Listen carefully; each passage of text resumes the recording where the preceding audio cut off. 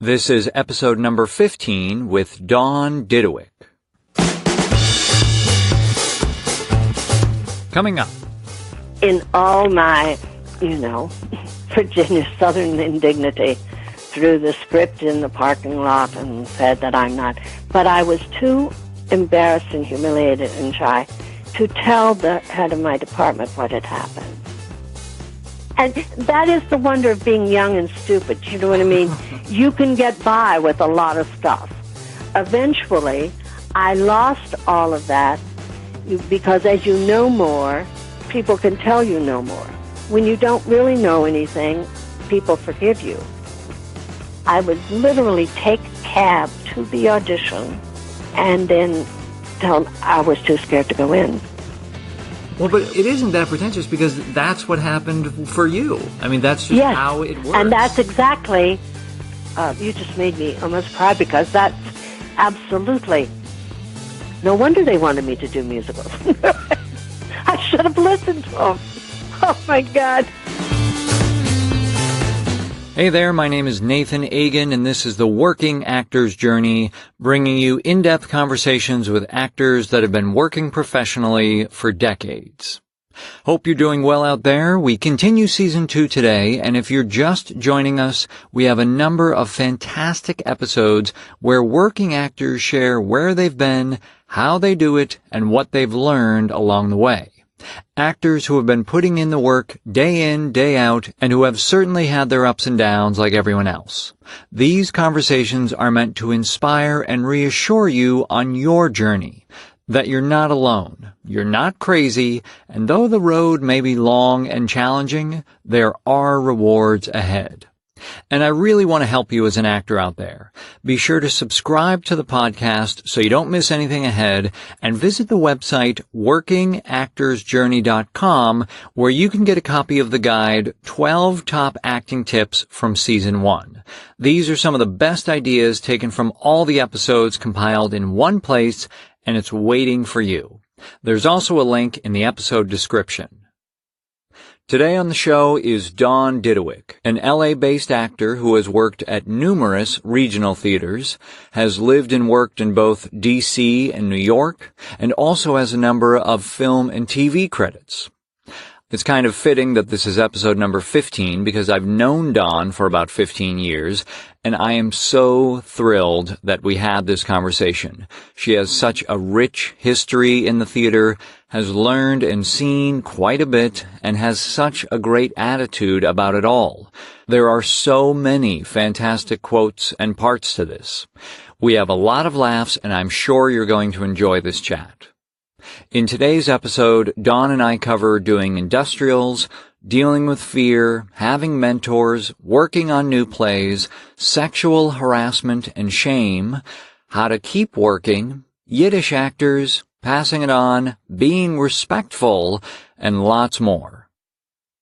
Having great mentors and access to outstanding teachers can make the difference in your career. And that's what this show is hoping to do, to connect you with actors that could change your life and make your acting journey easier and more satisfying.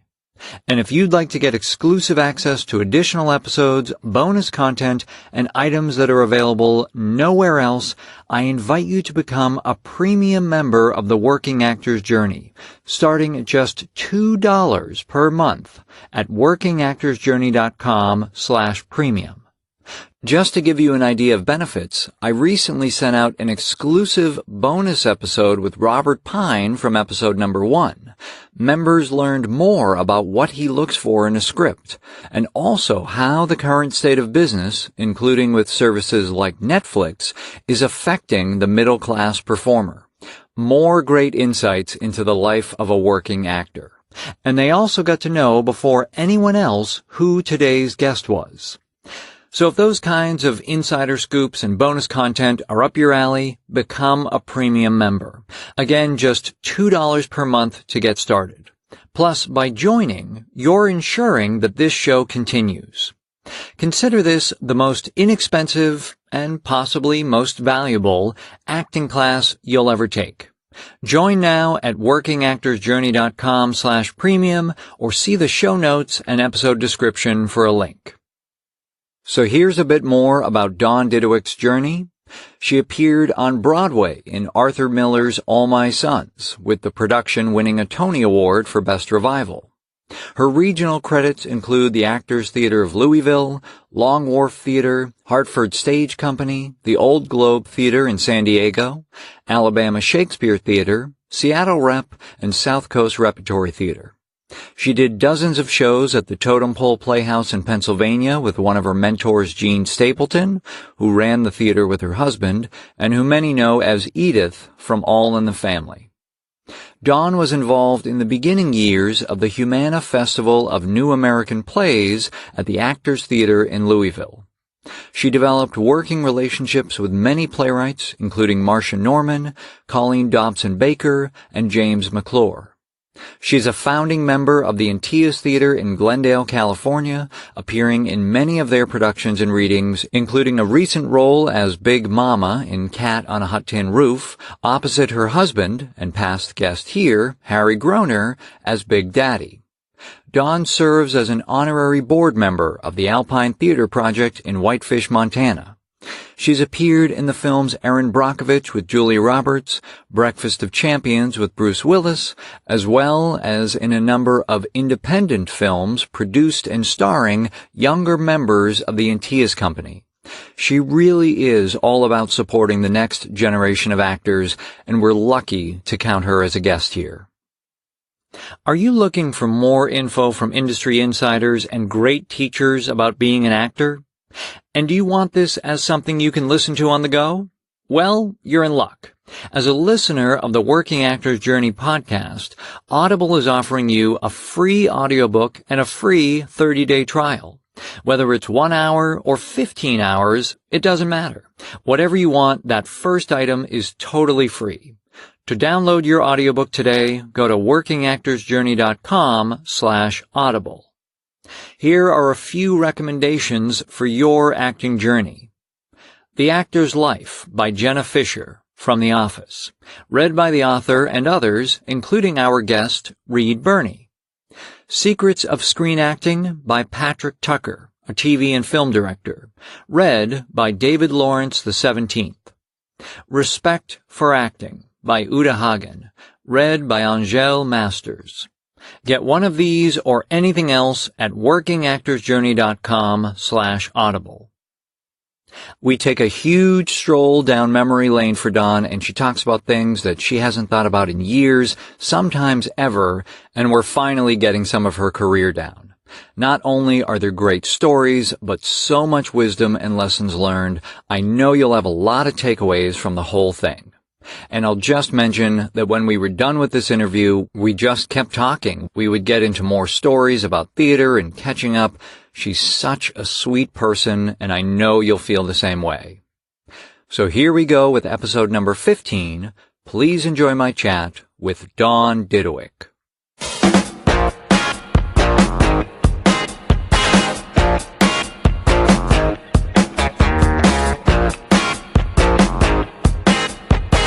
I saw that you were with Jonathan McMurtry, Yes, which I thought was so glad they were honoring him. You know, I worked with Jonathan. Oh, really? At the Globe. Oh, sure, because anybody who's done seasons at the Globe. That's true, yeah. has worked with Jonathan, and I remember I did Midsummer with him. It was the second time that Jack O'Brien's famous production of Midsummer. He had done it, and then they brought it back, and I was in that production as Hermia. It was a lot of wonderful people. David Ogden Stiers was Oberon, and and Jonathan was. He was in that. He was almost. I think he was in almost everything I ever did at the Globe. He was just, a mainstay of that kind of theater, and those kind of when you're interviewing and talking about long haul actors, right? Those kind of actors were so important to a community. Sometimes they get taken for granted because they stay somewhere. But I came up in a time where actors could have lives in regional theaters. I remember there were certain actors that I worked with at one theater, and they would be at that theater 5 years, and then they'd move on and they'd be at another theater, so their kids could go to school. They could buy homes. They could have lives like that. That very rarely exists anymore. The alley was, I don't even think the alley does it anymore, but they were the longest lasting. Mm-hmm. But my time of all of those people in the regional theater scene, you could choose if you wanted to. And that's probably what I would have chosen to stay in the regional theater world, because it was, I was able to navigate that, and with my commercial earnings and things like that, I could have an okay life. Right. For a woman alone. Sure.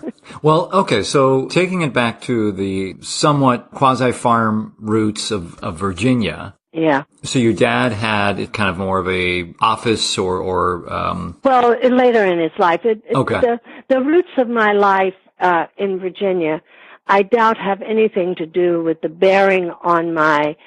Well, that isn't true. That isn't true, because I would... Probably the church life on both sides of my family, on my father's side, I probably got the love of theater. Certainly you're introduced to iambic pentameter for the first time when you hear the King James Version of the Bible. That's when I learned how to read it.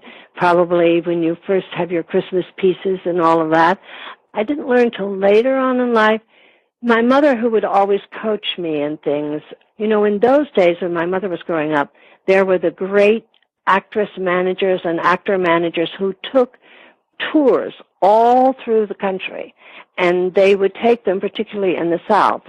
There were wonderful theaters there, and they would then, if there was a child in the show, they would cast a child from the local area, not have a child on the tour with them. And I found out later that my mother had been cast at times, that she was particularly good at dying, and I actually kind of inherited her skills, because I remember that even though this was an area of Virginia, our school, even though it was a small school compared to some, we had an excellent forensics in those days, forensics program, and we would often win. We were very competitive, and then you'd go to the University of Virginia and you'd do your plays and you'd have your competitions. And I think that the fact, and this is a testament to art in the schools, because we had theater, we had music, things that people no longer have in certain areas of the country. Sure. We were privileged to have, and that helped a lot. But that was a community thing, and that was, I think also that besides the school and the church, I know that, I was the actress.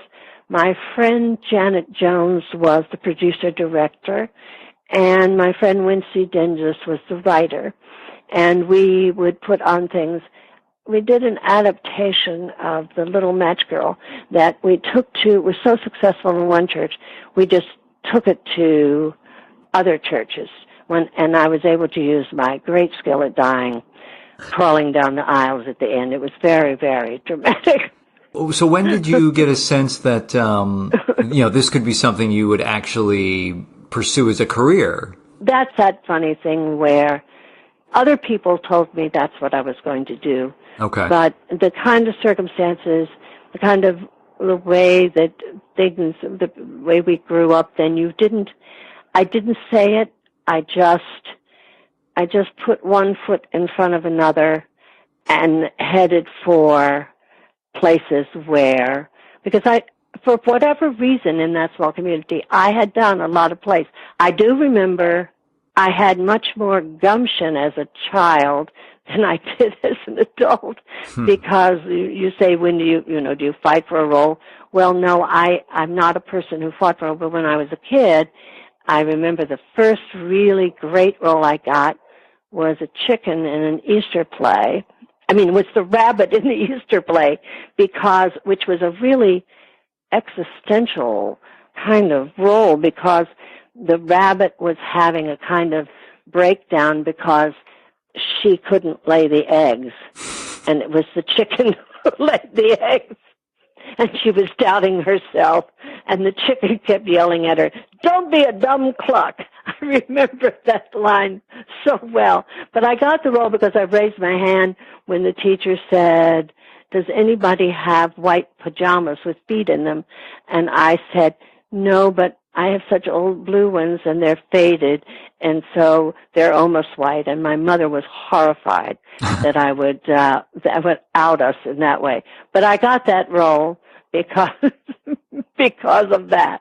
And from then it was just Katie bar the door. I was off and running. Mm-hmm. But, I mean, there were colorful people. My grandfather on one side had a dancing bear. I don't think that's theater, but it's... Yeah. But the community seemed to know.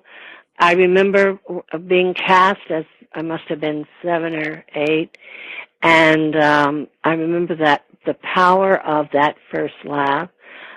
It was a play that was being done for the community, and all of the little girls who came out had to hug the man, Ronnie Reinhardt, who was playing the father. And I was very shy about those kinds of things. And I said, "No, I will do this, but I won't hug him." And, of course, there's never doubt in their mind that I would hug him. But I told them over and over, and whenever we'd have rehearsal, I would not hug him. And so when it came to the night, and it came out, and that was our cue, and it came out, and everybody ran up and hugged him, and I ran up, and I didn't hug him, and I got a huge laugh. And I went, "Oh, sometimes, oh." Isn't it funny, the things you remember? The things that you remember after. So, no, I always hoped, but I didn't talk about it so much. When I went to D.C. and when I was in school, oddly enough, the jobs that I got were jobs that eventually became, union jobs. I started working in the field because at that time there was a thing called the United States Information Agency. Mm-hmm. Okay. And there were films that were made, and basically I think you would call them propaganda films, but that's not, and I remember there was an actress who years later, when I was always in the regional scene, and her name, I think it was Mickey Grant.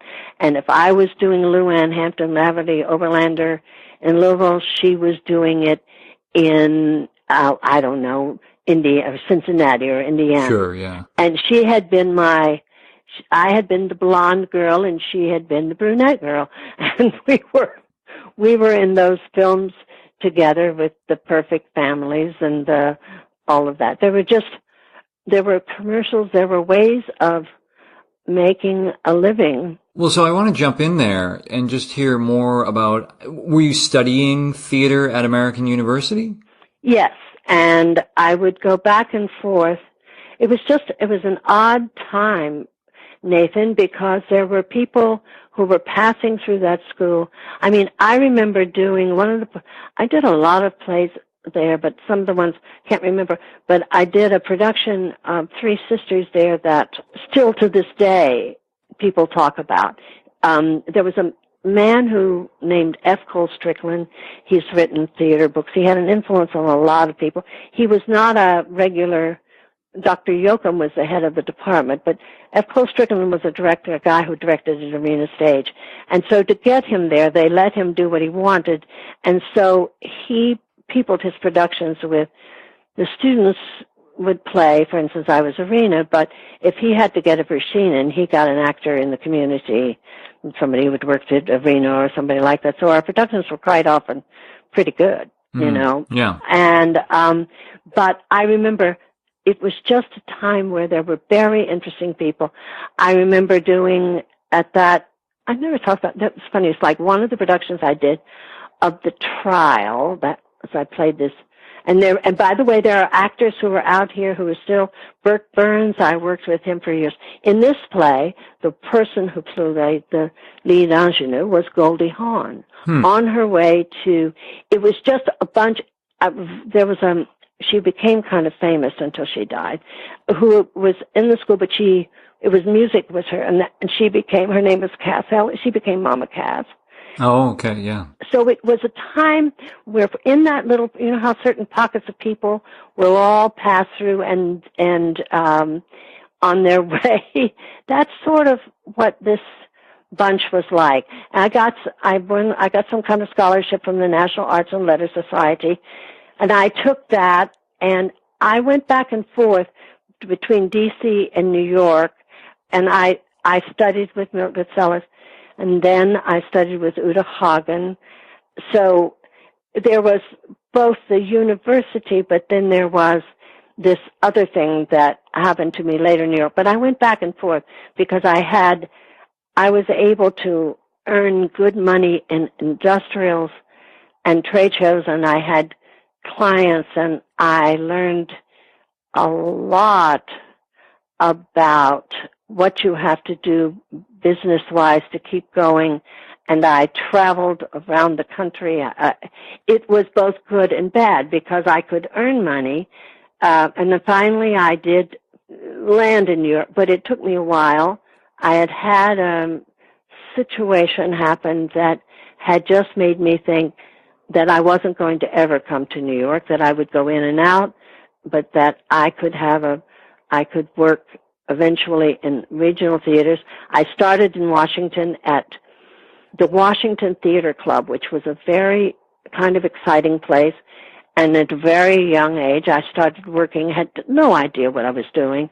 On one hand, I was doing the classics at the university, but at this theater, I was Grandma in the Sandbox, Stella and Pinder's Collection. I can't remember, I did some Picasso play.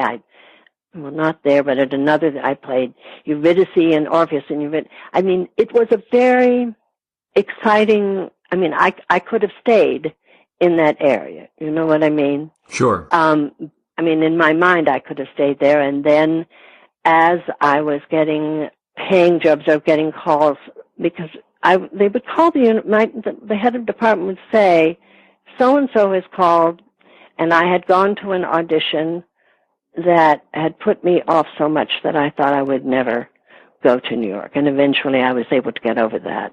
And was it the attitude of the director or the circumstances or what? Well, yeah. I had done, work, besides the fact that I was working at the university and doing plays there as a student, but I was also, as I said, at the Washington Theater Club. So I don't know how this person had called the university, and it was a director from New York. And when you're in another town, you think that a director from New York, that's a big deal. Sure. You know what I mean? Right, of course. So, and you're a student. So it was an adaptation of Miss Julie, set in the South. Mm-hmm.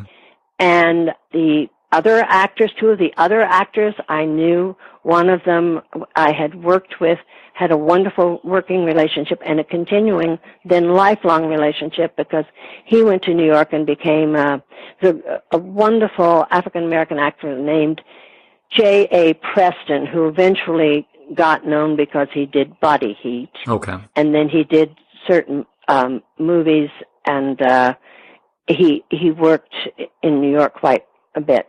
So he was in it, and another woman that I had done things with. But when I had the audition with the director and I got the role, then there was, he had asked that, I don't know, it was like dinner, and we went to dinner, and there was an interview in which he then, after I'd had the role, started asking me the most intimate of questions. These are the stories that have sparked the Me Too movement. Right, of course, yeah. And then it culminated in, I find that when I work with an actress in a role like this, that it's best for us to live together during that time. Oh, geez. And I, in all my, Virginia Southern indignity, right, threw the script in the parking lot and said that I'm not. But I was too embarrassed and humiliated and shy to tell the head of my department what had happened. Sure. I didn't tell them. Because they knew I had gotten the role, but I said that something hadn't worked out. I just couldn't. You know, I thought this was an important person and that my not being able to, I was not going to allow this to happen to me, and so I just couldn't. I somehow associated all of New York and everything that was going to happen to me. And then eventually it was so interesting because when I went to New York, and you know, in the old days in New York, you would go to Equity. There was the Equity office. Everybody went there. And you would go and you'd look for casting calls and that kind of thing if you didn't have an agent. And I remember the first time I went there he was. And instead of looking like a big New York director, he just looked like a sad little out-of-work man, you know what I mean? And all the years that I was in New York, I would see him from time to time. Never once did he ever speak to me or say anything, nor did I to him. But I think about that now and how it did affect me. Then I got a call after that. It was hysterical because I turned down something I would have loved. There was a call from a man who was called Randy the Amazing. And of course it turns out he's a famous magician. But the fact that I got a call from somebody that frightened me. Right. And he's a famous magician who then became more famous for outing psychics and magicians and things like that. So I would not go to, and he had something, I think, to do with the magic show, which eventually went to Broadway. But I was too nervous. But then there was a call that came in, and it was to audition for, they were going to have a children's theater company, and it was out, and then and the theater itself was a summer stock company, well known and well respected. But I was auditioning for the children's theater company, and I became part of that and thought that would be my life because we went to everything. We went to hospitals, we went to mental institutions, besides schools. I found it very rewarding, and then I got my equity card because then I eventually became part of that stock company, and that's the theater that was run by the man named William Putch, who kind of formed my work ethic.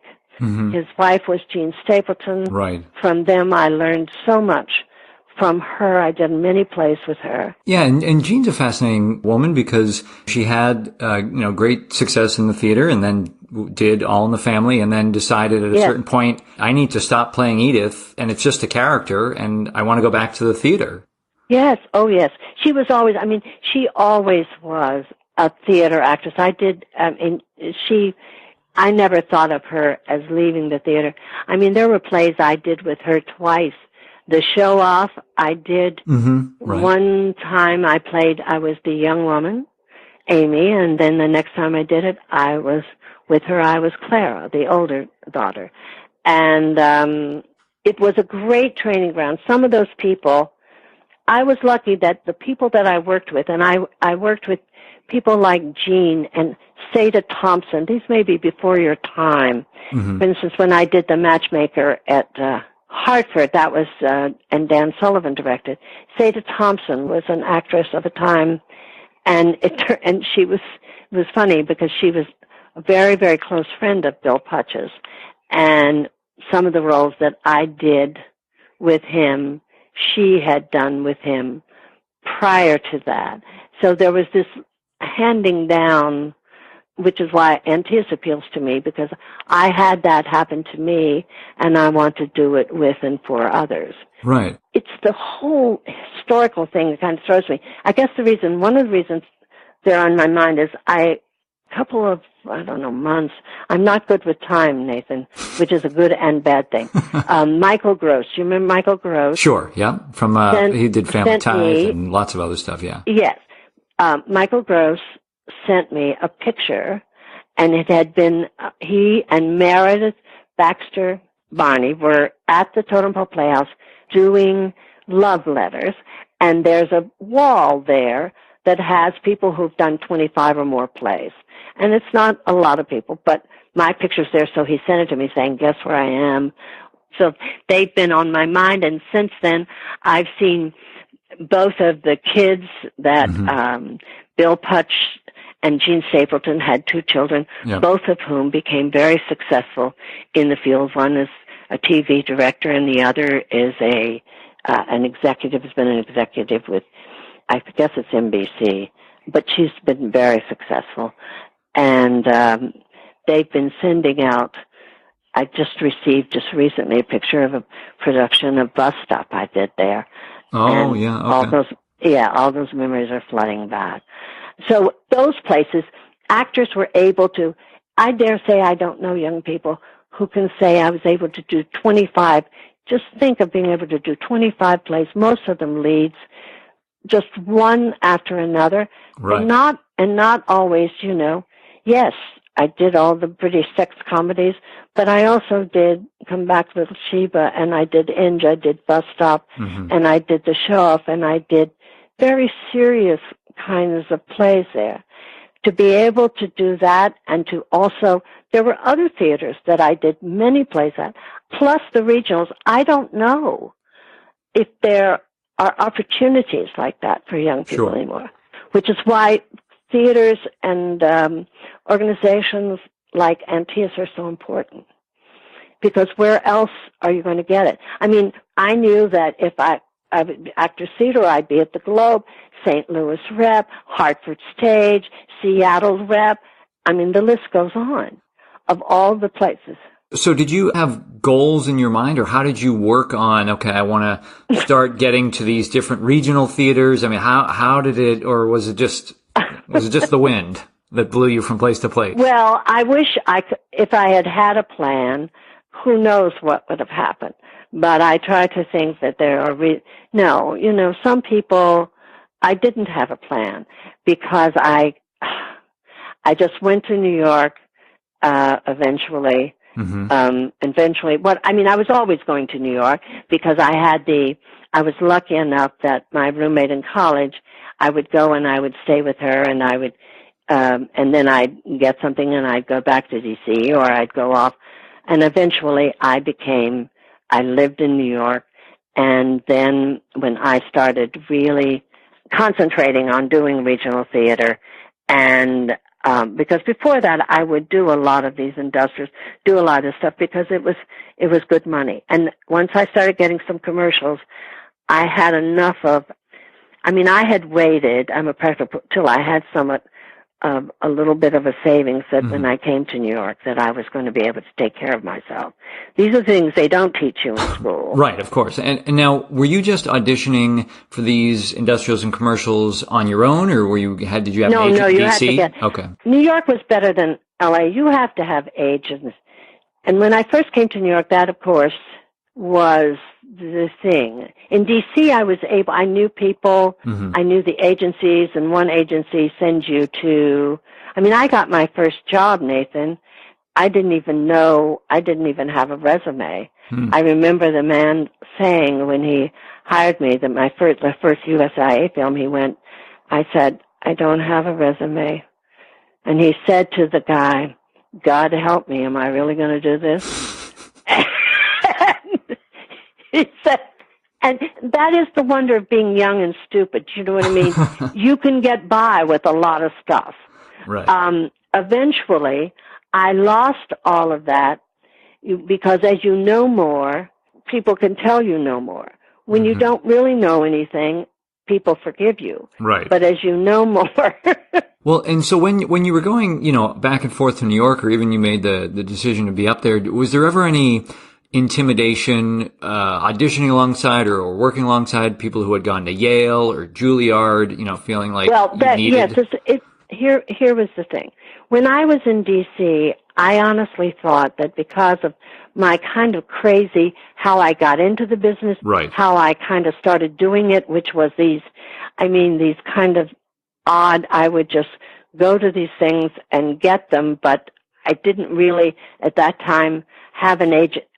I felt that because I had gone to this school, because in D.C., everybody went to Catholic University and Father Hartke, and I had been with this odd bunch of people who went on to, some of them became famous movie stars, but many of them, like me, worked all their lives. But right, we didn't have the cachet that the Catholic University had.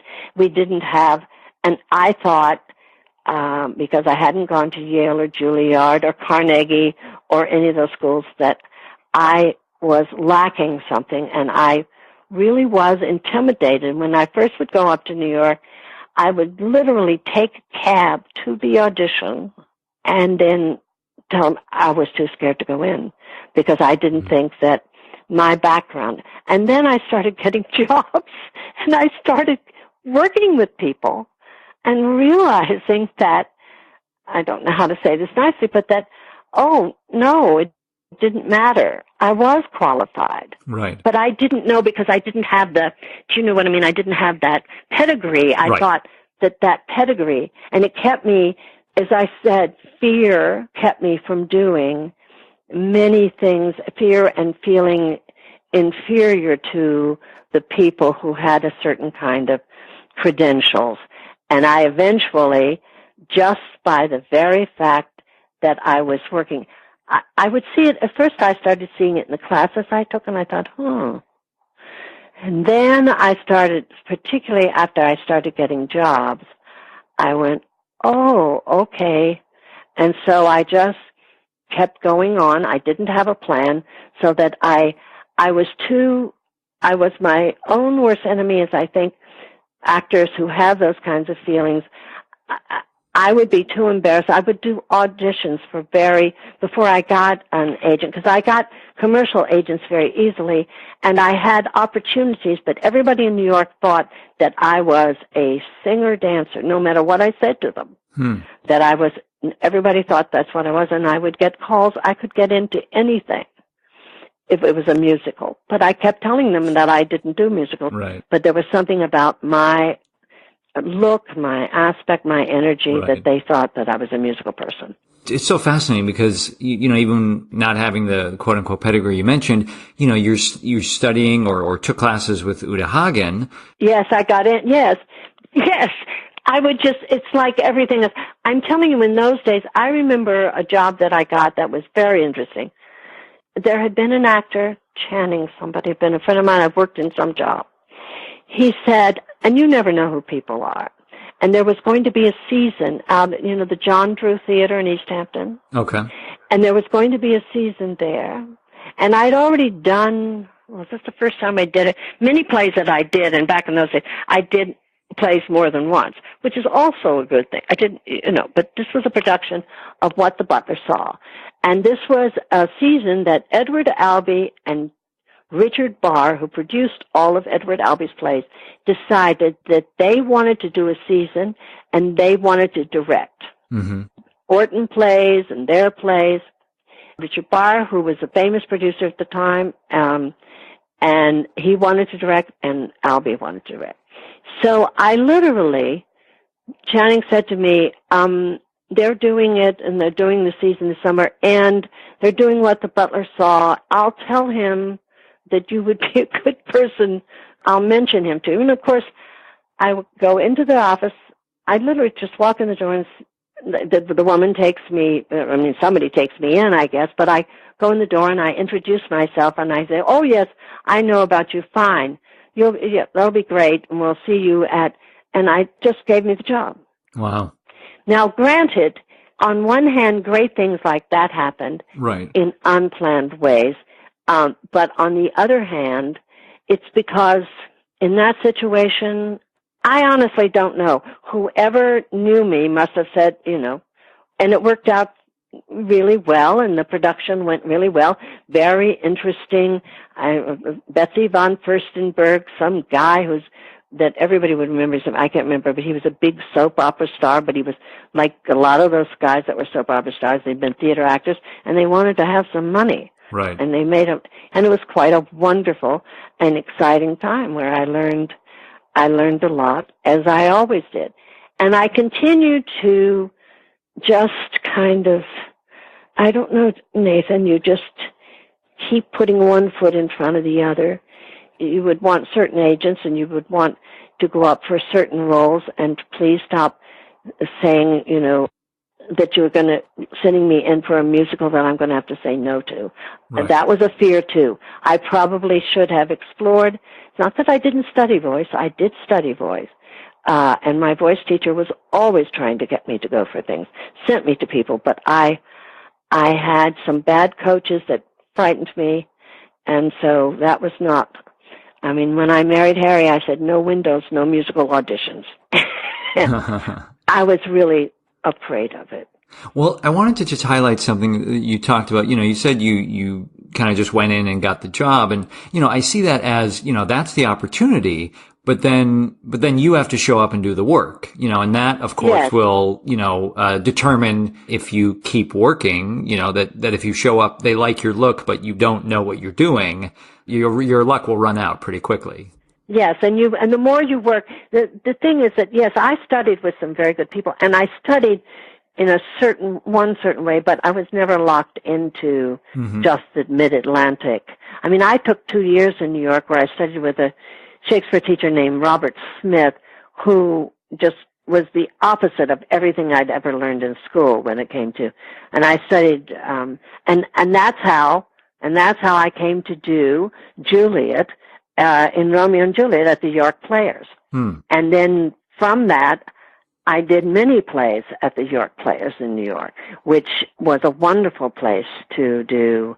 So one thing would lead to another. Sometimes you would sacrifice one thing, but it would lead to another. Do you know what I mean? Sure, yeah. And that was something that was definitely a recurring theme for you, was working a number of times at one theater. And how do you feel like you maintained that relationship, or how, what did you do so that, year after year, or even a few years in between, you'd come back? I remember, this is, I'm going to say something, and it's uncomfortable, but I'm going to tell you what a director said to me once, which is when I came to his theater to work. He said to me, "You are the perfect regional theater actress. You have an age span of 30 years, and you are able to do almost every single kind of theater." So it was very helpful to have somebody there who could, and that's the kind of people that would be. Sometimes I remember I did plays in which the ingenue may have been older than me. Do you know what I mean? Or the leading lady. Not all the time, but things like that could happen. But I had, for the most part, it was because I could do comedy, I could do drama, I could do a Southern play, I could play the kind of woman in Sexual Perversities in Chicago, or I could play the kind of woman in rural Texas. Right. And do you feel like understanding all these styles or demands just came from doing the plays? Well, it came from, when you study, you eventually, it's like religion. You take from each of these disciplines, and you create your own way of working. When you say to me, when you were asking me at one point in some letter about how you work, well, the first thing I do is I take the play, I turn it over, I look at the title, and I look at the author. If it says Cat on a Hot Tin Roof by Tennessee Williams, I have a pretty good idea, considering the playwright, what kind of play it is. But you start at the, now, strangely enough, that's what I always did. I never studied with Stella Adler, and then I found out that's something that Stella Adler always told her students. But on one hand, I might approach a Williams play in the same way on certain levels, but I probably approach playing Cecily in Importance of Being Earnest somewhat differently.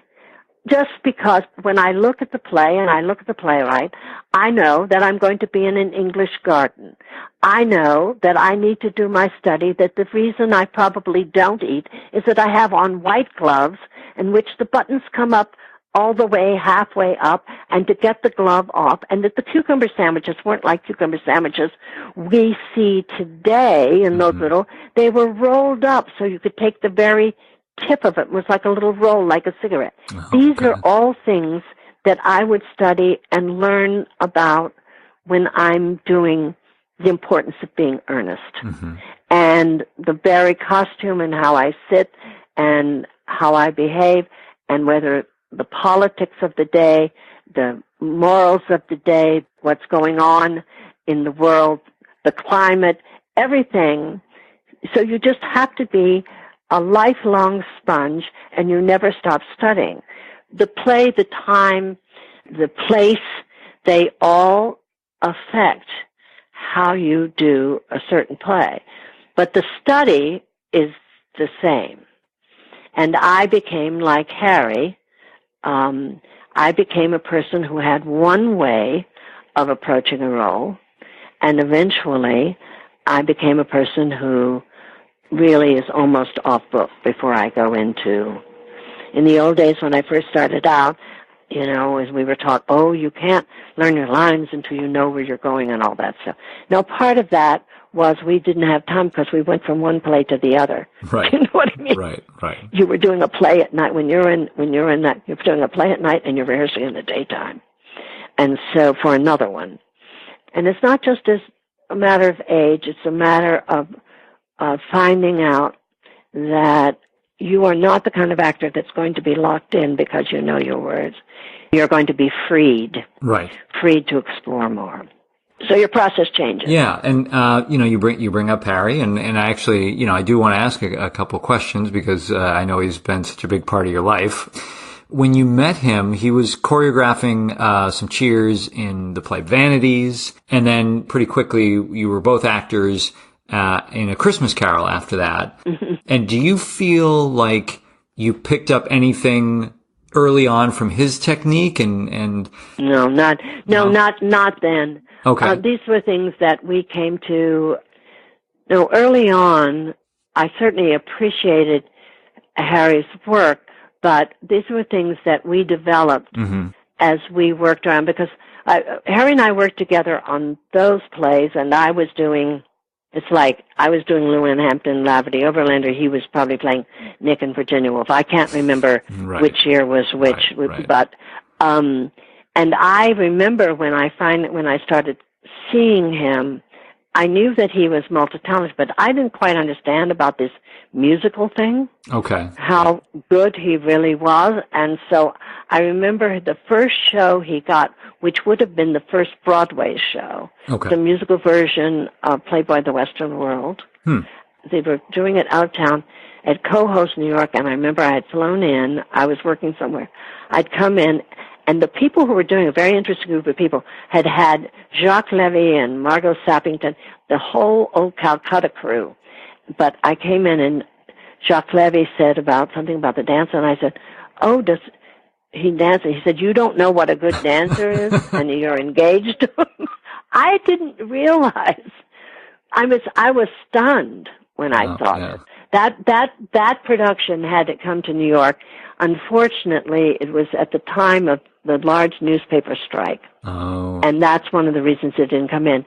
But the numbers and the physical comedy that he did in that show was some of the most extraordinary I've ever seen in any show anywhere. And I'm so sorry that a larger audience didn't get to see it. Yeah. Well, I know Harry and you have worked together, in the same plays a number of times over the years. And I was curious what your routine is when you're working together. Do you try to keep the work separate from your personal life? Is there no division? Is it all constantly rehearsing wherever you are? It depends on the play. Yeah. There was, when we did Cat on a Hot Tin Roof, there were scenes in it we never rehearsed it at home. People always thought that we rehearsed it. We never rehearsed it at home. Okay. It was too... Yeah, they're heavy. It was too raw, and it was not that kind of thing. I remember when we were doing The Bear, we did rehearse a little bit at home. Now, when we were on the road, we did a very interesting production. There's a playwright named Ray Cooney who's still alive, who is probably one of the few modern living playwrights that writes farces. You know how hard farces are to write. Mm-hmm. And so when people might not understand how well constructed his plays are, I did them when I was a young cute thing. I did his British sex farces, but they are extremely funny. And he was doing a play, the Coconut Grove Playhouse, and this was Tony Randall's last play. Okay. Called Caught in the Net, and Ray directed it. Now that play, every day we ran the lines. Every day we run lines together, mm-hmm. but we do not The same way when we did Born Yesterday, when I did Billy Dawn. We ran lines, but we don't necessarily work on it. You know, we may discuss it when we're out to dinner. We may discuss things, but we don't impose, because that's stuff that we do with the director. We're pretty disciplined about all of that. We're very disciplined about the line thing, because usually there are a lot of them, and you need to, you know, when you do a play, Nathan, that's what your life is. That's the other thing I think that's been the shocking thing for my brother to learn, you know, and people in my family, that when you do a play, you start out, your whole day is sort of about it. Right. How you go about your day is about what you're going to do that night or that matinee. Sure, yeah. You start thinking about it, 6 hours before you have to get to the theater, right? Yes. It's not, what you can't do the night before, what you do during the day, how much you can take on.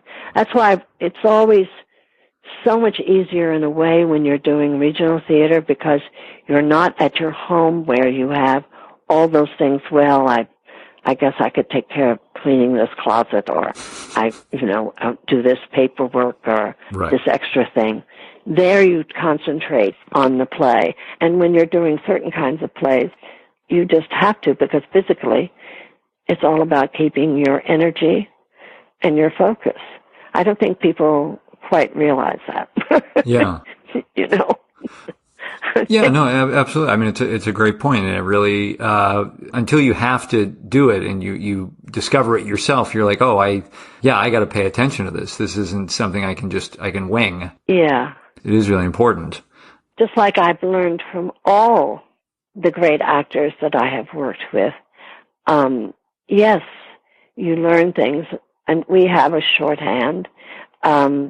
Just the same way I said, I probably work on certain plays a little differently than I do others, depending on what they are. I may, even though it is the same process, there's always something a little different depending upon, and I think that the same thing happens, that Harry and I over the years have gleaned things from each other's process. We both have a similar work ethic. Right. We both have a similar dedication and devotion.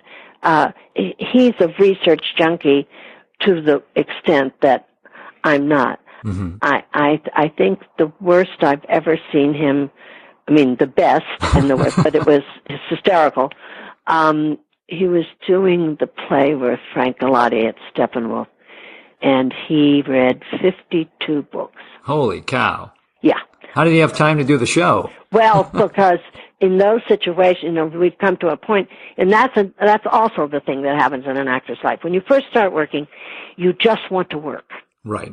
For the most part, unless you are somebody who from the beginning has a plan, has that kind of agent you just want to work, and working and then you go, I don't want to just work, I want to work do certain roles. It becomes about the role, or maybe even depending on the director, it becomes about that. And then it becomes about, I want to make some frigging money. Yep. Or you want to make a career move that puts you in a certain category, and it becomes about career. And then eventually it probably goes back down again towards, if you are lucky enough to have made some money and been wise about not going crazy, which happens to some people when they start making money, they live a lifestyle it's like we knew when we were in the serious money that we couldn't always live on serious money because it would be episodic money again. Do you know what I mean? Right. So we were always we were careful. And when we could have gone mad, we didn't go mad. And you go, if I'm going to take a role, I want Harry for certain kinds of roles. He knows a year in advance, and we plan our year. Okay. So that's why he read 52 books. Got it. No, and sometimes you can make that commitment if you're comfortable enough that you can say, yes, I will do this and so for you, and I will do this and so for you. So it's always an ever fluctuating process of decisions about, some people never get out of the money thing. Mm-hmm. I worked with an actor on a film, I'm not going to name him, but he's never, I don't think, either had a movie or a television show. And he's a very good actor, and he takes it seriously. But he said to me, I'm about the money. He just has to be always making big money. I get that. I think we all would like to, but sometimes our decisions are based on how we want to live our life. Mm-hmm. And if we have enough money to live that we won't be, and that doesn't happen that often, Nathan. I think Angie said something about the middle class actor, or right, in some ways the upper middle class actor, having enough money to have a mortgage or own your home, right. All of that. That's not as possible as it used to be. Yeah. Because as we have more work, the work is in some ways diminished. Because I'm just now, that job that I just did last week, now I don't know what those jobs are going to turn out. Is that going to be a world where actors can make a good living? Is there a podcast world? I told you it was exciting to me because I've never done anything where I'm working with actors in England. Yeah. I found that really interesting. And it pays okay. But I've done web series mm-hmm. and had wonderful roles on a web series, really great. And it's all sanctioned by my union. But those webs, and Hulu replays them and different people replay them, but the actor isn't getting the proper remuneration. And it's all new Wild West territory for us out there. Yeah. So I'm glad there's so much work, but I used to know, when I did a commercial that I was probably going to be okay for the year. Mm. I don't know if people who do commercials know that anymore. I don't know. I think you're absolutely right. And certainly the amount of work and time it can take just to book a commercial or book a co-star role. You're really lucky if you're booking one a month, but that may not even pay for your rent that month. Yes. And so it's a very different landscape. Absolutely. And that's why I don't understand. When I was in New York and I still don't know, I never had to work. I never had to live.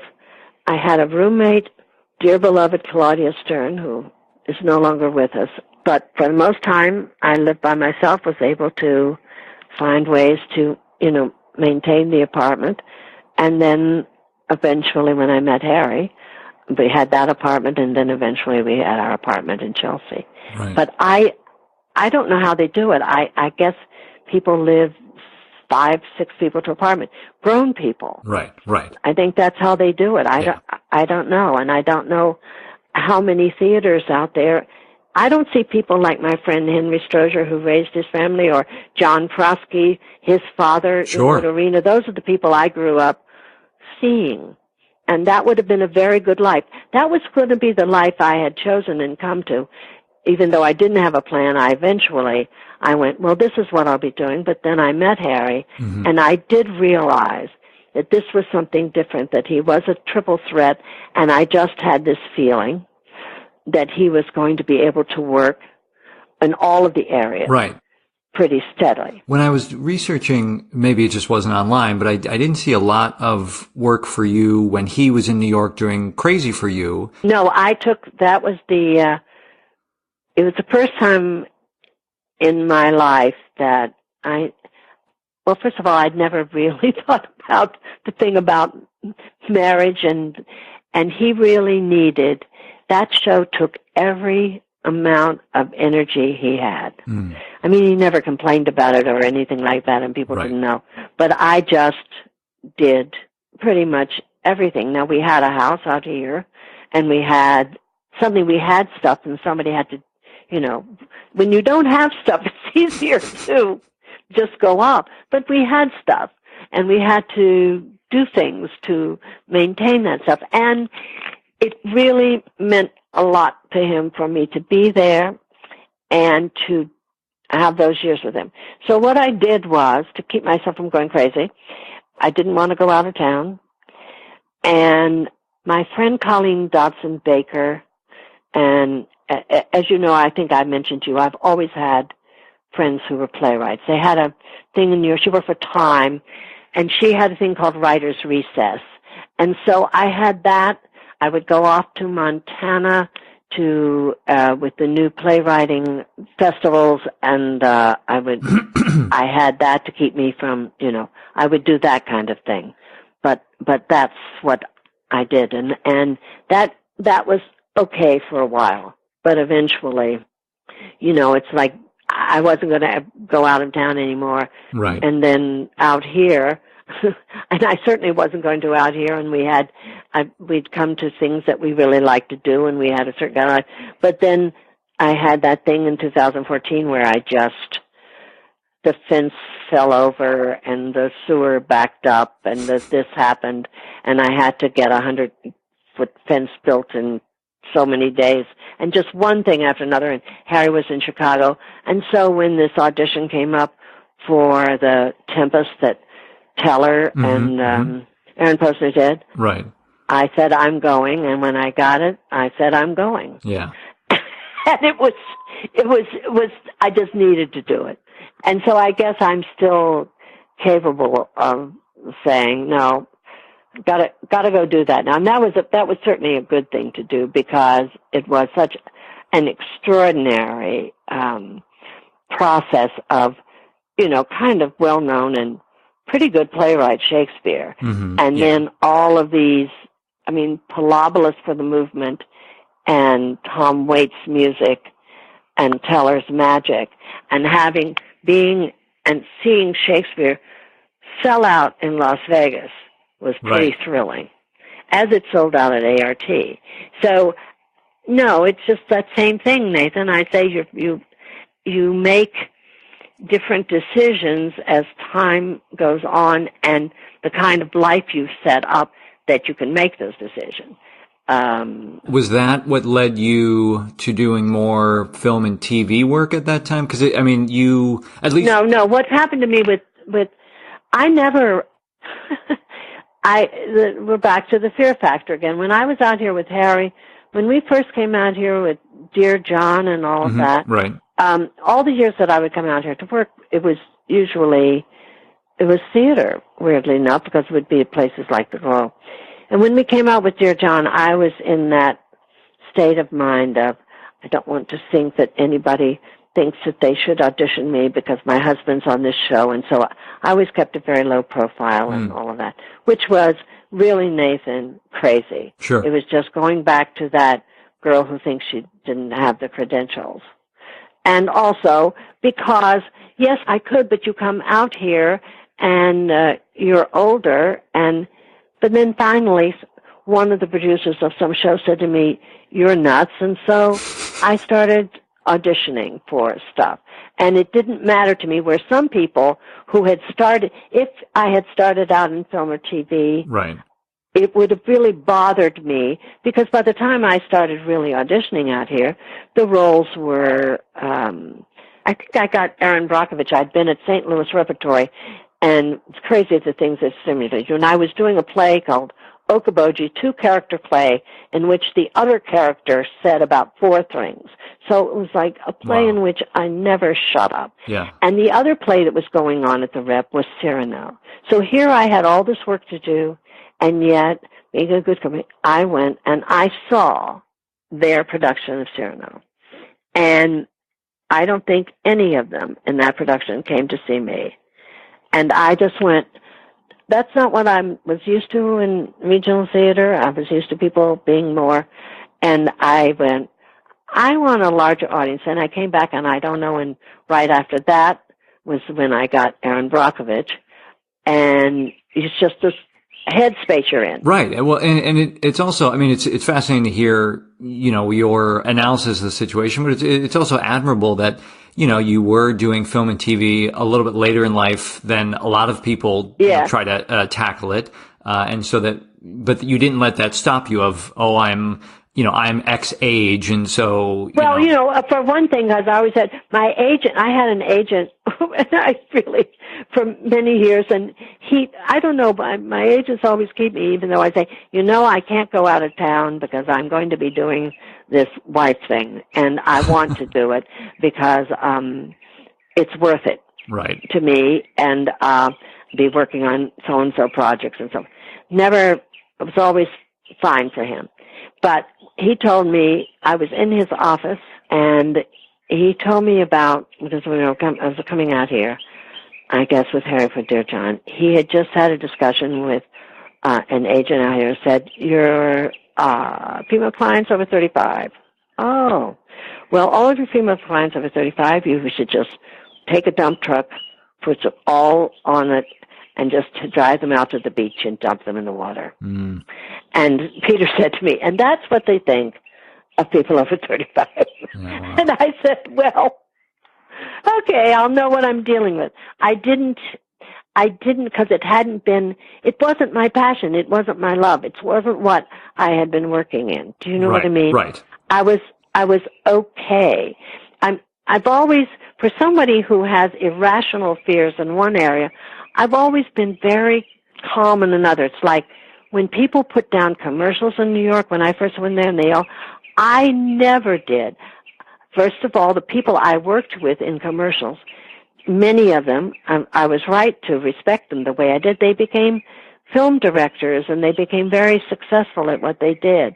Or commercials were everything. You knew exactly what you were doing. Nobody pretended to be doing anything else. Everybody was precise on time. They did it well. I had great respect for them. And I imagine that's where you learned your film technique of how to work on camera. I don't know. I still don't think. I mean, I'm very comfortable on doing for film, but I'm not comfortable in television. There's a difference. I enjoy doing film, and I enjoy being around young people that have, sometimes you work with young people and they may be in their 20s, but they've been working since they were 7. Right. So you have a lot to learn, and I find it very interesting. Television, for some reason, television auditions film auditions are like theater auditions. I'm usually pretty comfortable. I don't know why. I think about it all the time. Why am I comfortable in film auditions and I'm not comfortable in television auditions? Isn't that weird? Yeah. I don't know what it is. It's so interesting. I wish I could figure that out. We talk about it. You talk about certain rooms.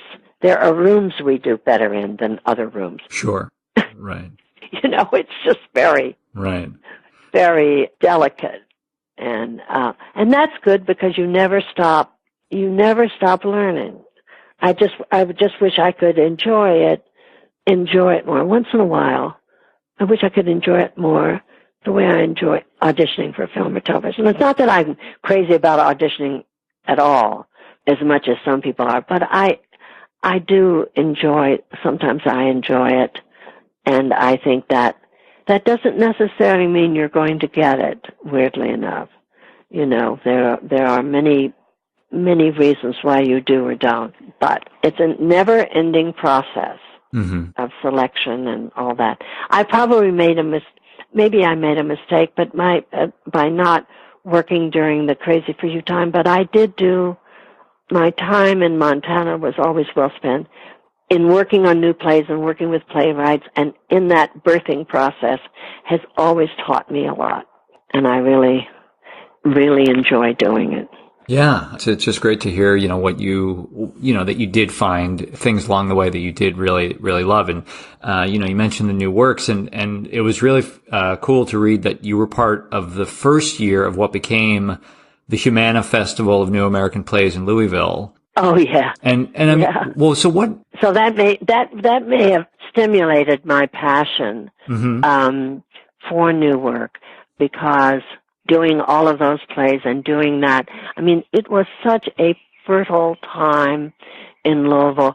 But I remembered being in a situation where you're in the Victor Jory. I think I was doing Bartek's Dog, and that would have been that I was, hair back business suit and changing on the dressers would come. They would put me on the elevator and change me into Melanie in Gone with the Wind, an absolute replica of that costume and a wig on the elevator, and I would go right into the main stage of the Pamela Brown.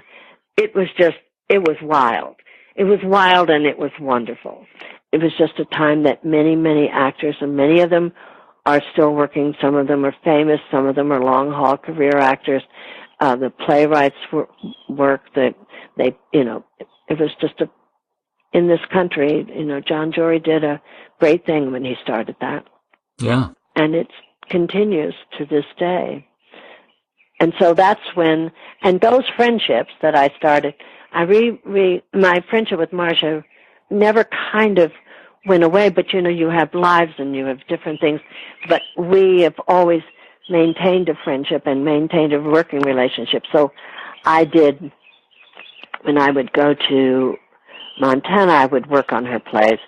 And her play, The Laundromat, she actually wrote for me. Oh, wow. And then, yes, there was a laundromat and the pool room called Third and Oak. And then I did other plays with her down the line. And then the last one I did in New York, and I can't remember the theater, Nathan, Judy Ivey directed it. No, Judy Ivey directed something else I was in. I'm sorry. Judy Ivey was in it. It's called Trudy Blue. Okay. And so I know this stuff should all be in, or should be somewhere. We're getting it down in the podcast here to some degree. Good. Well, there's so many. It's like I suddenly remembered, and then Judy Ivey did direct me. Now this, I don't know if she's directed me once or twice, I think. There's a play called, don't give up on this play, Little Heart. You know the playwright John Peelmeyer? I don't think I do, Wrote actually. Agnes of God. Oh, okay, all right. Okay. His wife, Irene O'Garden, is a poet and also a playwright. And she wrote a play based on the activist nun, whose nickname, an artist, was Little Heart. I've done it now with so many different women in the leads. I play a nun that actually existed, just as Little Heart did. And some of those nuns still come to it. And I've done it with the leads we've had Christine Estabrook. We've had all kinds of them. The last time I did it, a couple of years ago here, was with Amanda Plummer, who's very right for that role. It's one of those plays that no matter who you get connected with it, can't seem to get it. And I'd done it once with Harry, and then the last time I did it was with Michael Gross. See, there's all sorts of stuff going on that people don't know about. Right. Well, what I wanted to comment on is it sounds like a lot of the people that you connected with, whether it was Marcia Norman or Gene Stapleton, there were these things that maybe happened by luck or happenstance, and you were just in the right place at the right time, but then you made, it sounds like, somewhat of a conscious effort to maintain these friendships and professional relationships, from that point.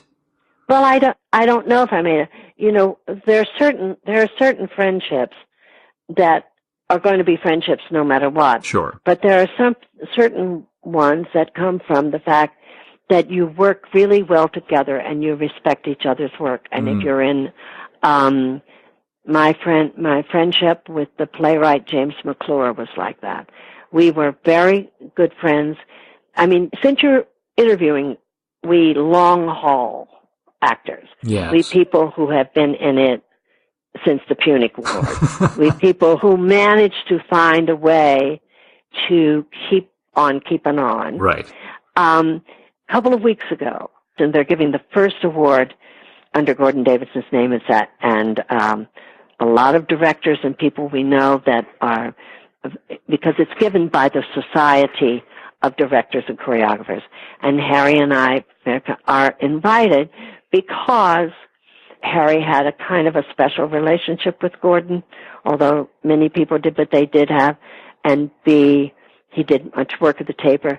And C, many of those directors in that room are friends of ours from way back when, whether it's Tom Moore or Shelton Epps. many of them. But I was standing there and they're giving the first award, and they're giving it to Oscar Eustace, who has flown out to receive this award in this tiny room, the rehearsal room that they'd chosen, which of course meant a lot to us because it's where Antaeus first started in this rehearsal. Yeah, wow. And so we're standing there, and it's a very handsome man and looking at me, and I'm looking, and finally comes over and he says, "Dawn, it's Larry Carpenter." Now, Larry Carpenter, and of course I recognize him because he was handsome then and he's handsome now. Larry Carpenter, who is a man who works on, he's a TV director now, but when I first worked with him, of course, I immediately went to a production in my head, of Vanities that I had done at Seattle Rep. Okay. But he said, no, the first production I ever did with him, and this goes back to the Lion Theater Company and in New York, and it was A Night at the Black Pig, a play that is about the hangout where Strindberg and all those guys, those happy men, hung out, and the actress who had been playing the role, I guess, had some sort of nervous breakdown. And I guess when I came in, they were just hoping that my look was so right that I could walk and talk at the same time. But, when you come in and you save the circumstances by coming in. And it was a wonderful experience for me and made some lifelong friendships. People such as Jim McClure, because at that time he was an actor in it, Greg Grove, all kinds of people in it. John Arnone, the only play I think he's ever, was one of your more famous set designers. There's just the list of people in that play, and that company that has a history because it spawned directors like Garland Wright. He was one of the heads of it. And Larry, and I looked at him and I thought, both of us registered that long term, and of course he's interested, wants to know about. He's very interested in Antaeus. But the reason I worked with him again is because I showed up and did my job and more. And my long-term relationship with him, he wanted to work with me again, so he hired me again, and that's what you have to do. You have to, if you do your work, people want to work with you again, if they have the power to do it. And then they want to work with you all those years later. So it can be it's treacherous as the world is and as hard as it is. It can also be a world in which no matter where you go on the planet, you will know somebody in that town, because there's always some actor, some artist, some director, somebody who's there working that you're also going to know. Well, I wanted to ask about a specific play you did a couple of times. You mentioned you've done roles or done productions a number of times, which can be helpful. When I was doing some research, I saw you did All My Sons twice, I believe, in the same year with... Oh, no, I did it forever. Okay, all right. I did it at Longmore with Arvin Brown, who directed it, and at that time, the lead woman was Frances McDormand. Oh, okay. And Ralph Waits. And then we took it to the Ford Theater, and that was great. We did it in D.C., and Ralph left it, and Richard Kiley came in, and Frances left, and Jane Atkinson became the girl. In the meantime, Stephen Root and I stayed the same, and Jamie, wonderful, wonderful actor. He was on the Law and Order Criminal Intent. Yes. That's what a lot of people know him from, right? Yes, I know him from that. And he was spectacular in this. And he and Kit Flanagan, so we all stayed the same. Then we went to Broadway, and we stayed Richard Kiley, Jamie, Jane Atkinson, Stephen Root, myself, Kit Flanagan. By that time, we were a troupe. And then, let's see, how many years was I with this? Did you do the Westport Country Playhouse in Connecticut before the Broadway run or after?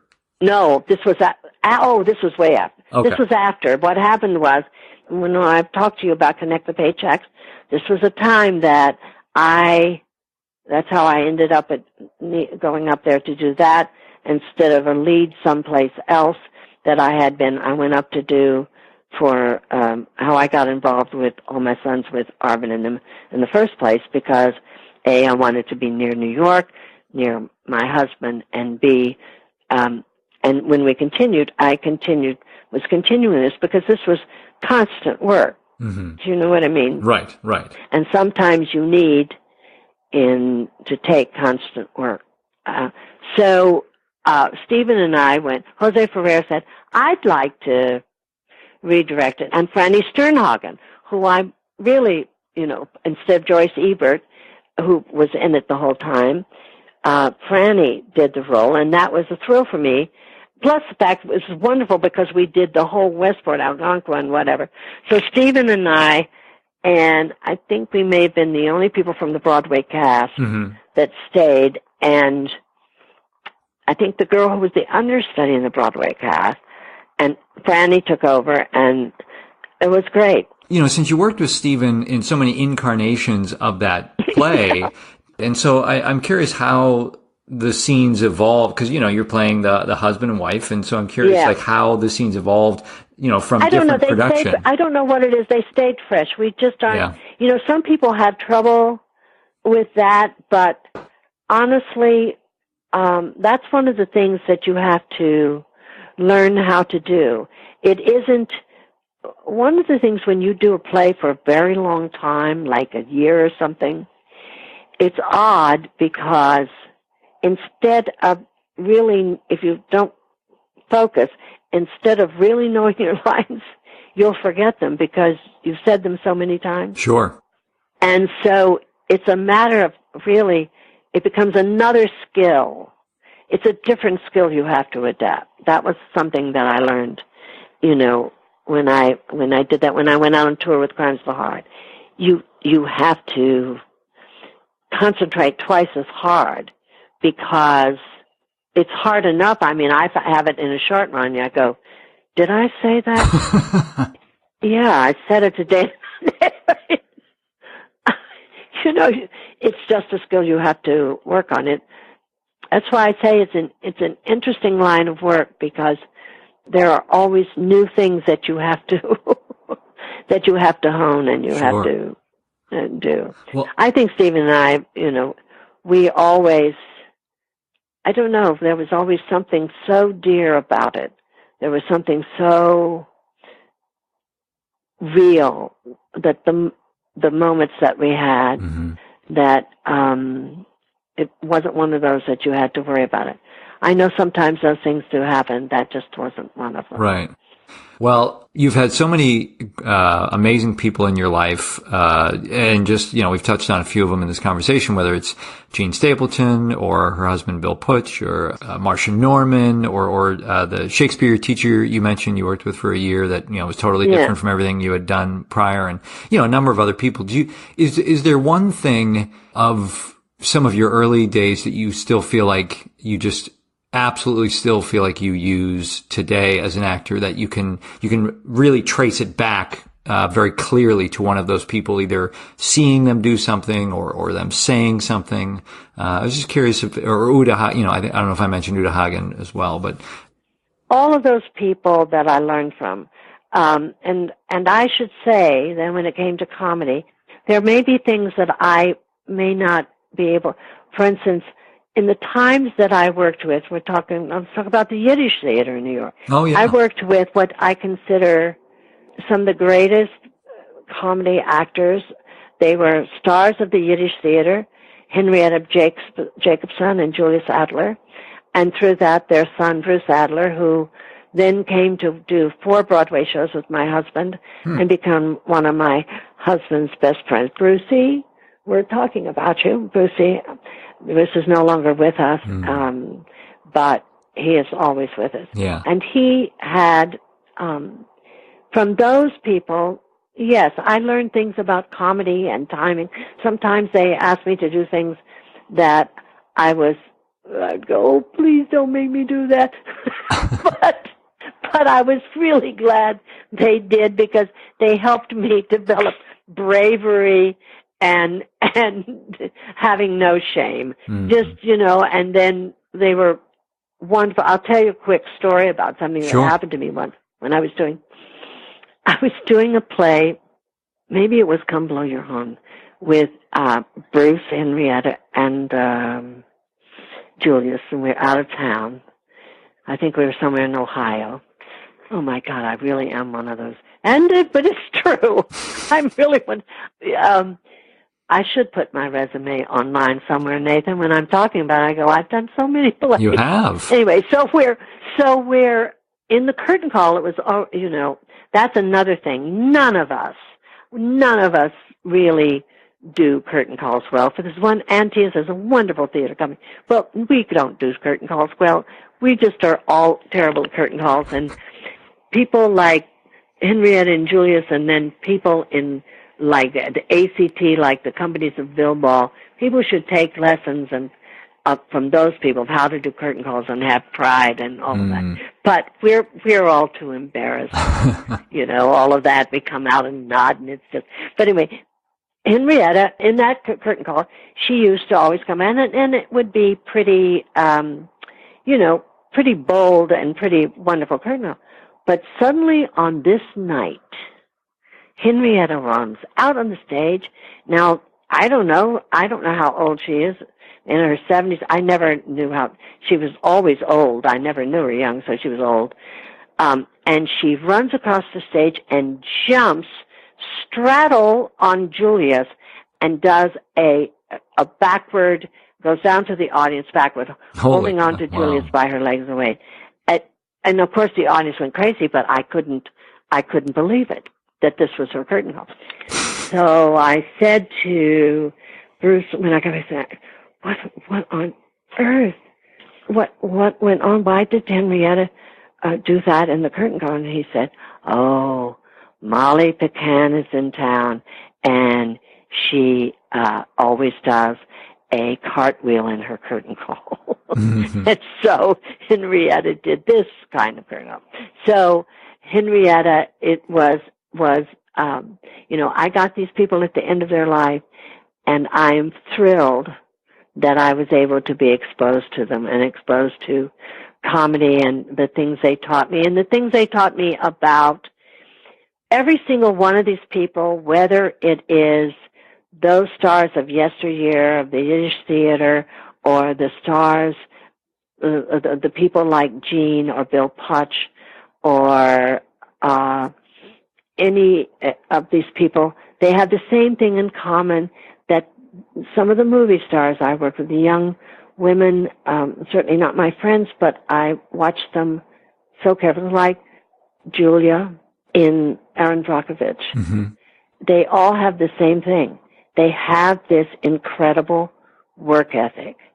They do their work. They show up prepared. I think almost every movie star I've ever worked with is that way.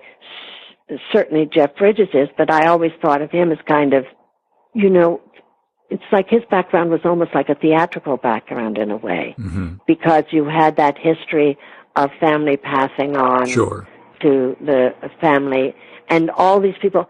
I did a small part in a movie that Bruce Willis both acted in and produced, and he came in asking, I'd always heard people said bad things, and people, I sometimes think in our business, people tell stories according to their political affiliations, and if they don't like somebody's politics, and I don't participate in that kind of thing.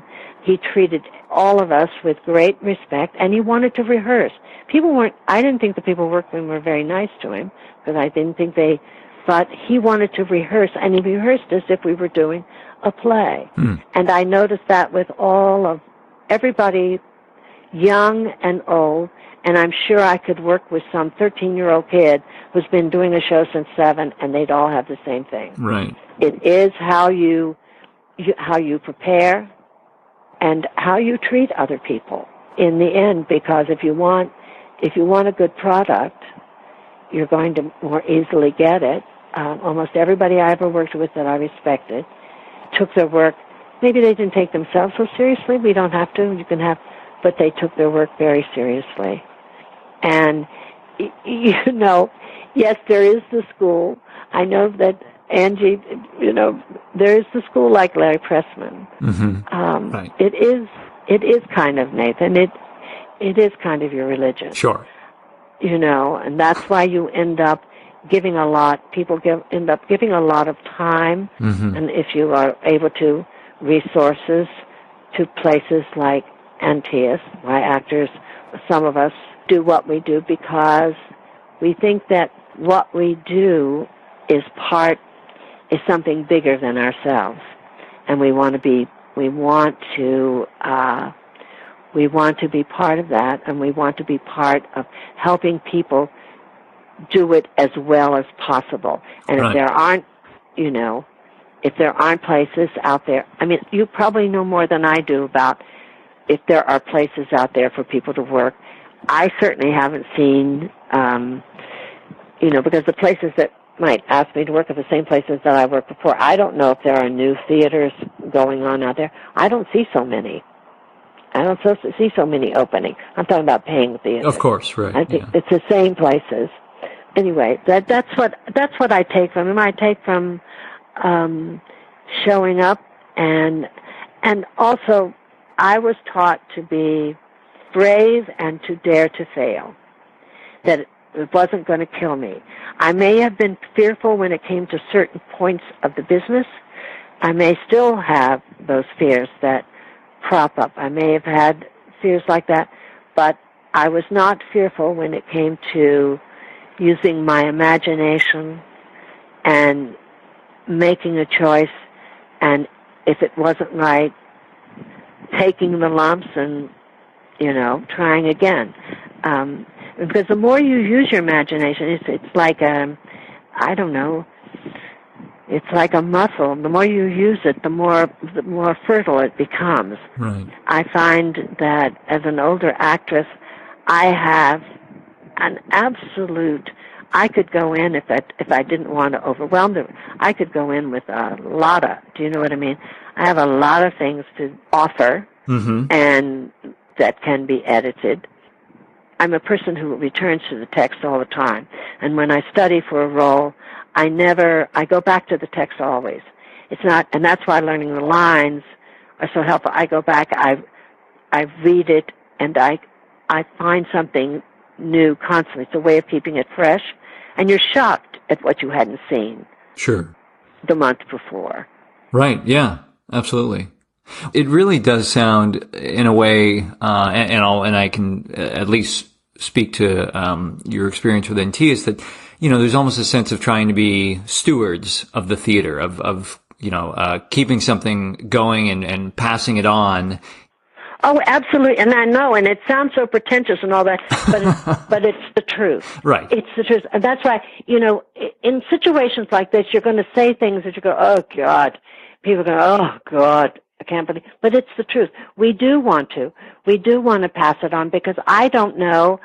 Well, but it isn't that pretentious because that's what happened for you. I mean, that's just how it works. And that's exactly. You just made me almost cry because that's absolutely. On one hand, I didn't have that many people helping me business-wise. My business, anything good that happened to me in the business happened to me because I just either had no idea and just threw myself into the situation, or I plunged in. But nobody really kind of, maybe that guy with Richard Barr, but even that was sort of only one person. But the people who helped me creatively, when I worked with them, that's a different thing. Because I found that in all my study, the true way I learned was by doing. And the more you do, the better you become. It's like that book that was written. How many hours are you supposed to work on 10,000, right, yeah. Yes, before you become an expert. Well, it's sort of that way in your work. And that's why I guess I feel more comfortable in theater. Right. Because I've done more work in theater. But I think you do, I've only once worked with one actor in my life that got worse as he worked more. I've only experienced that one. Yeah. And good. that was so extraordinary. But for the most part, everybody improves. It's the same way of, I never put down when I was coming up and all those ingenue roles. Mm-hmm. And people would go, oh, and I never put them down. Those roles, first of all, they were usually huge, and secondly, they were so difficult because people are always going to like those character people. You're out there working, and then they're always going to like those funny, adorable characters. But you learn a lot about how to craft a role, how to build a role, how to carry a play. I was always very happy in those kinds of roles I did, and very grateful for it. In the theater, there's a lot that you can learn. You learn by doing, and I'm sure every actor says this, you learn by listening. Mm-hmm. Mm-hmm. You learn by listening on stage, you learn by listening in rehearsal. And when I say listening, I'm talking about listening on every level, not just listening to your character or to the because I'm not saying that you're going to always follow what you hear. You're not always going to agree with the director, but I'm talking about listening to a play. Over the period of years, I have learned I can be in a rehearsal, and after the first 2 readings, if the music of that play, because all plays to me are scored in a way, if the music is wrong, I'll know we're in the wrong direction. If the music is right, even though we have some bumps, I'll know we're off in the right direction. If you do enough plays, you do start to hear things as if it's scored. I mean, I go to readings to hear that and say, are we on the right track with that? If we were to do that play, right. And I'll go, no, these people don't have the play's not scored right, it's not music. And it can happen in scenes. You can have everything's really going well, but one scene, it's just the tone is off, it's not, the music is off.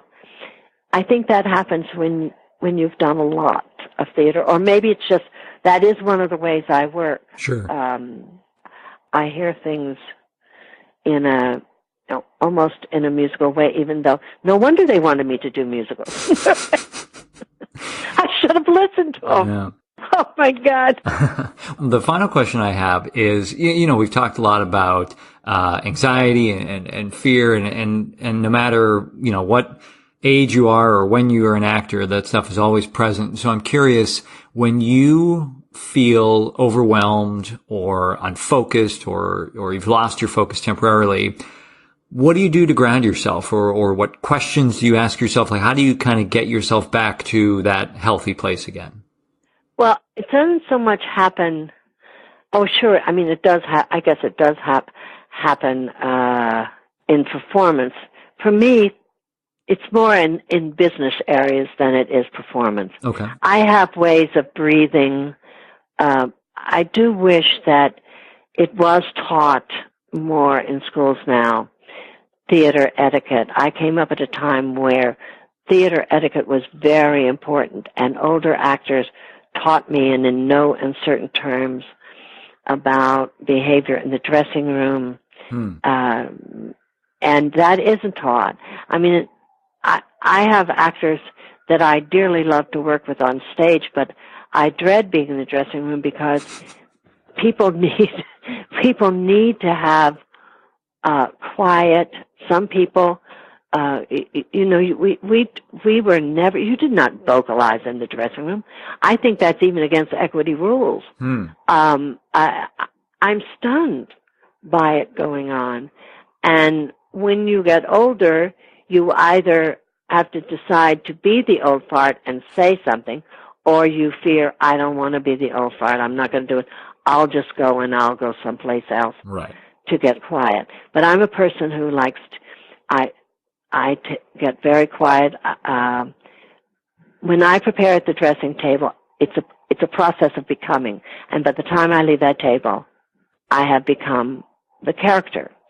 Talk about pretentious, but it's absolutely true. Sure. It's all the things that go on, and the thought, and I do breathing things. I may not do the kind of but breathing is, I like listening. I believe that acting is breathing.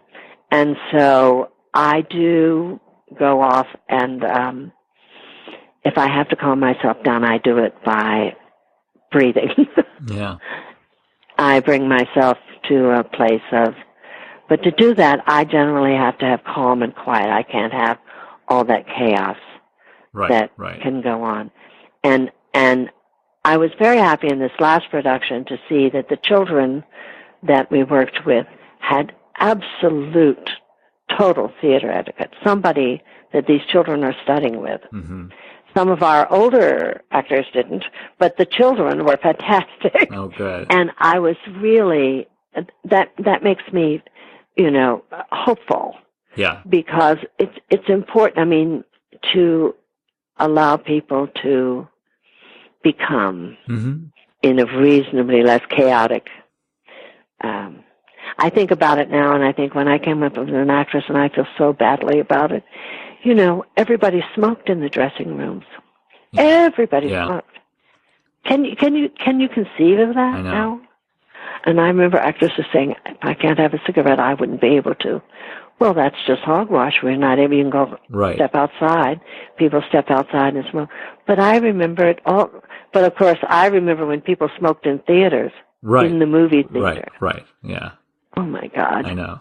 That's the only reason when I smoked, I started smoking because in my acting classes, the professor smoked. Everybody around me smoked. I couldn't stand it. I finally lit up a cigarette, and the smoke became my, as defensive. I called it defensive smoking. Oh, gee. I couldn't believe how everybody's just puffing away. Yeah. Times do change. Oh, yeah. Well, and I remember, you hear stories of actors that, might have had a drink or two before the performance, and somehow they make it through it, and I don't understand that either. Well, that is, I've certainly had experiences with that, but in all honesty, it was English actors, the place that I was in. Yeah. It was the English actors who had the drink. Something about their training, right. And they may think that, but no, it doesn't make them better. I had one production I did of the Winhampton Laverty Oberlander play. I did twice. She had like 3 husbands, I can't remember. And in one of the productions, one of my husbands, I realized, and I read him the riot act. I mean, I can be, I really, and he was very offended and didn't understand, but never did it again. I had only one bad situation. I'm just telling you, I did a production of Dark of the Moon that had been off Broadway, and it was taken to a theater in Ohio, and it was a very interesting production. All these gorgeous black witches that were naked, and the lead boy was naked. He had won the After Dark. It was a magazine. He was a beautiful boy, but he was also a very good actor. But the actress playing the lead was an excellent actress, but I didn't know that these people were smoking and that she also drank. He was one of those pure people. He ate only health food, and he would come off and say, she's just eaten a moon pie, and because he'd be so upset. And she was, she became so drunk, and I had a scene with her. Oh, jeez. And I played like this very straight, serious kind of Bible-thumping character. And that girl had whatever substance she was on, actually picked me up and threw me across a fence. Wow. Which I sprained my ankle. Oh, and that was the only time I'd ever been injured by somebody, and I did not say a word to her because that was too dangerous. But I went to them and the stage and all of that, and I got. But you see, in those days there were things going on sometimes. There were things going on in New York, off Broadway. People would drop, but maybe they did on Broadway, I don't know. They would drop acid, they would smoke weed, they would do. I was not one of those people. I do not believe in any kind of substance when you are doing a play, or you may think you're interesting, but trust me, you're not. Right. You know? I didn't complain about the moon pies. Yeah. But the booze and the weed. Yeah. I went, no, we can't have that. Right. We can get injured. Well, Dawn, I can tell we could probably keep talking for another 4 hours. This has been great. Yes. This has not been pretentious at all. It has been wonderful and lovely. And, thank you so much for your time and generosity. Certainly, Nathan. I just blather on until you tell me to stop. Well, this has been great. We had a great time.